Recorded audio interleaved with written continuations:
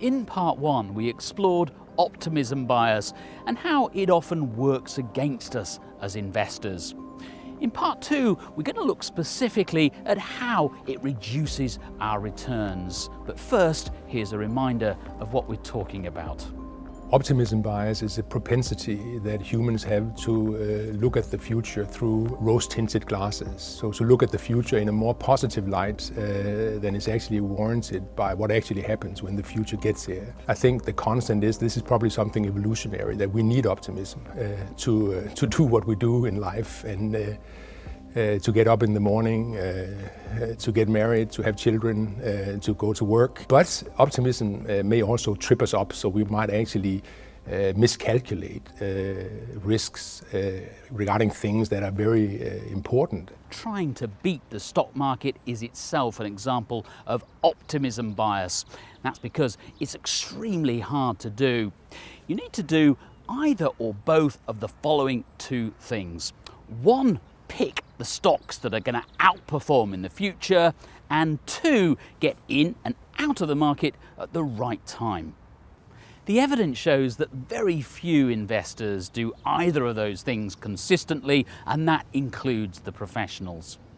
Part of the challenge investors face is separating the facts about equity investing from the myths perpetuated in the media.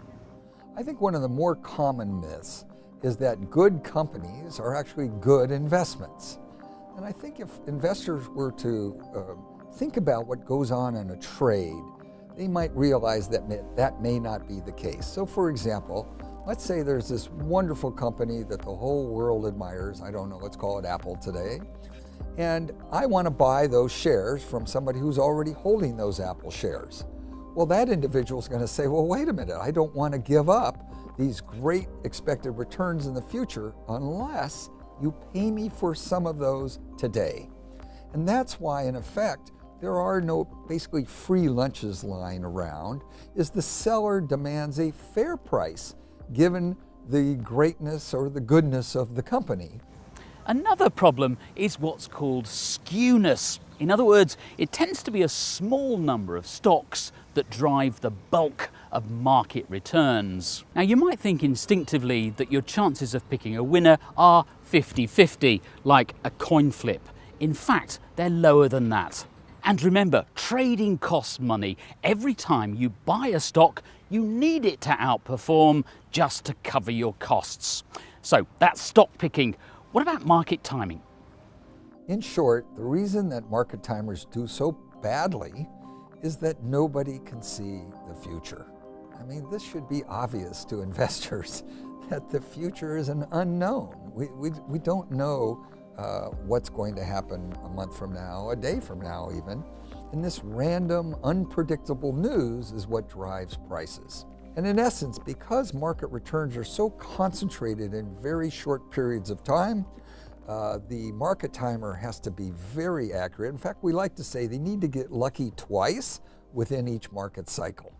In a paper on the likely gains from market timing, the Nobel Prize-winning economist William Sharpe calculated that market timers need to be right 74% of the time to make it worth their while. But studies show that the vast majority of stock market forecasters, with all the insight and resources at their disposal, come nowhere near that. That's why market timing usually leaves you with lower returns, not higher. And yet we're all tempted to give it a go. Well, arguably humans do this in all sorts of ways. You know, we ascribe information to things that we want to believe for a start. So things that resonate with us, we start to believe more and more in. You know, people will pick up and listen to all manner of things, including, you know, horoscopes at the extreme. No one ever acts, by the way, on numbers. No one buys risk-return trade-offs. What we buy is stories.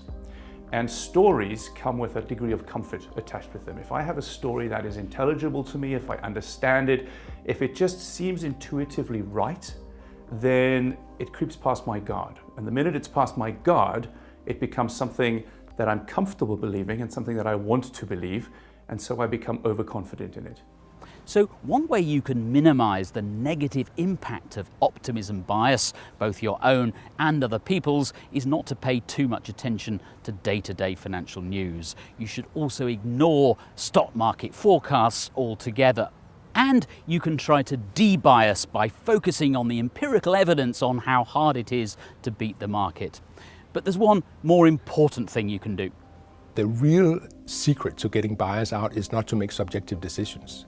You basically want to make decisions that are more or less automatic. So instead of trying to time the market, you'll say, like, if you are investing, say, I'm going to invest every 3 months.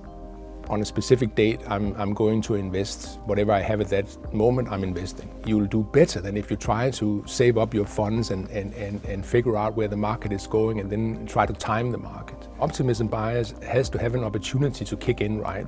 And that's only when we make subjective decisions. That's when it kicks in. So the more you can eliminate those and go on autopilot, so to speak, the better off you will be in making investment decisions. Professor Flyvbjerg, incidentally, is also a strong advocate of index funds.